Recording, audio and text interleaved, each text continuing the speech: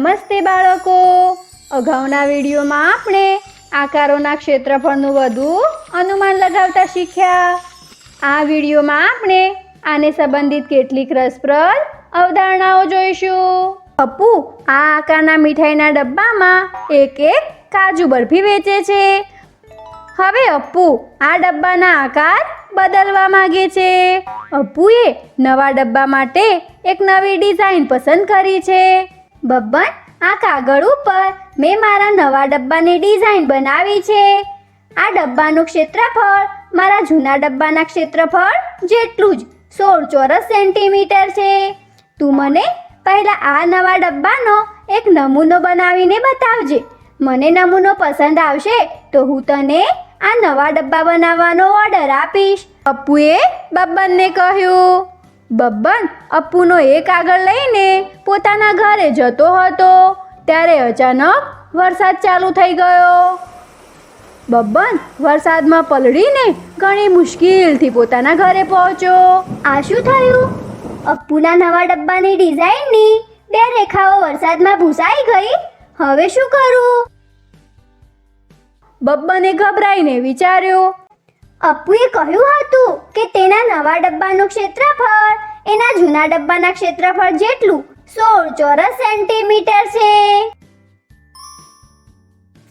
એનો મતલબ મારે નવા ડબ્બાની ડિઝાઇનને પૂરી કરવા માટે આવી 2 રેખાઓ દોરવી પડશે, જેનાથી આ આકાર પૂરો થઈ જાય અને આ પૂરા આકારનું ક્ષેત્રફળ 16 ચોરસ સેન્ટીમીટર હોય. બબ્બન આ સુઝાવ વિચારીને ખુશ થયો. પહેલા હું ડબ્બાના આ ભાગનું ક્ષેત્રફળ શોધી લઉં છું. આ ભાગને હું આ રીતે 2 ત્રિકોણોમાં વહેંચી શકું છું. આ નાના ત્રિકોણનું ક્ષેત્રફળ આ ચોરસના ક્ષેત્રફળથી અડધું એટલે કે 2 ચોરસ સેન્ટીમીટર છે અને આ મોટા ત્રિકોણનું ક્ષેત્રફળ આ લંબચોરસના ક્ષેત્રફળના અડધા એટલે કે 6 ચોરસ સેન્ટીમીટર થાય. આવી રીતે ડબ્બાના આ ભાગનું કુલ ક્ષેત્રફળ થશે 2 માં 6 ઉમેરો એટલે કે 8 ચોરસ સેન્ટીમીટર. આખા ડબ્બાનું ક્ષેત્રફળ 16 ચોરસ સેન્ટીમીટર છે અને ડબ્બાના આ ભાગનું ક્ષેત્રફળ છે 8 ચોરસ સેન્ટીમીટર.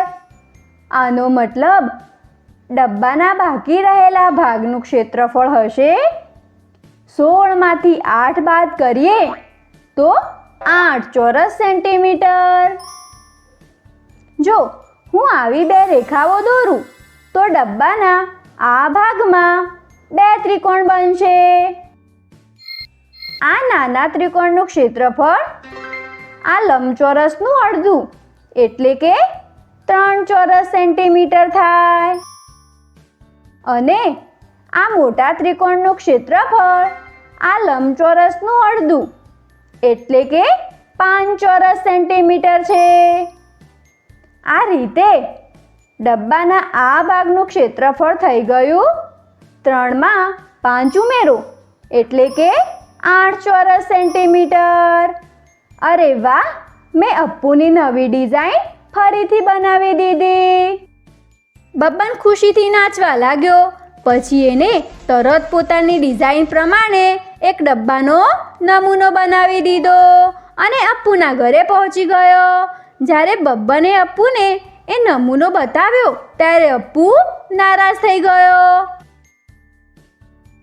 બબ્બન, આ નમૂનો મારી નવી ડિઝાઇન જેવો નથી. મારી ડિઝાઇન તો આવી છે.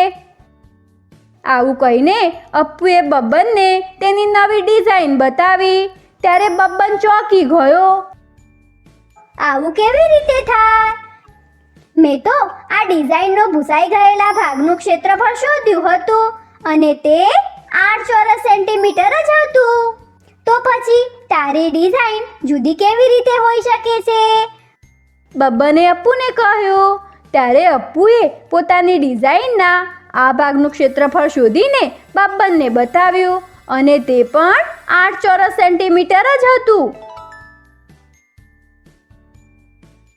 બાળકો, શું એવું થઈ શકે છે કે આપણે માત્ર 2 રેખાઓ દોરીને અલગ અલગ જોવા મળતા આવા આકાર બનાવી શકીએ છીએ જેનું ક્ષેત્રફળ 8 ચોરસ સેન્ટીમીટર જ હોય? શું તમે કોઈ બીજી રીતે આવી 2 રેખાઓ બનાવી શકો છો?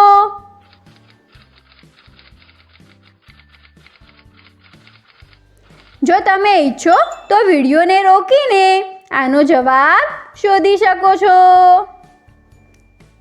શાબાશ બાળકો, તમારો જવાબ એકદમ સાચો છે. આપણે આવી રીતે પણ 2 રેખા બનાવી શકીએ છીએ જેને બનાવવાથી ડબ્બાના બીજા ભાગનું ક્ષેત્રફળ 8 ચોરસ સેન્ટીમીટર જ થાય છે. એવું એટલે થયું કે અલગ અલગ આકારોના સમાન ક્ષેત્રફળ હોઈ શકે છે. અપ્પુ અને બબ્બન પણ આ વાત સમજી ગયા અને બબ્બને આ વખતે અપ્પુને સાચો નમૂનો બનાવીને ડબ્બા બનાવવાનો ઓર્ડર લઈ લીધો.